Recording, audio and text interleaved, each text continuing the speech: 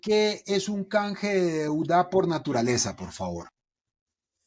Gracias, Juan Pablo. Un canje de deuda o una conversión de deuda por naturaleza es un mecanismo financiero innovador, en este caso para nosotros que trabajamos en temas de conservación, para conseguir recursos, para desbloquear recursos que puedan ser invertidos en la conservación de la naturaleza. En términos generales, es cambiar una deuda de un país, en este caso ya te voy a dar algunos detalles, por otra deuda en mejores condiciones.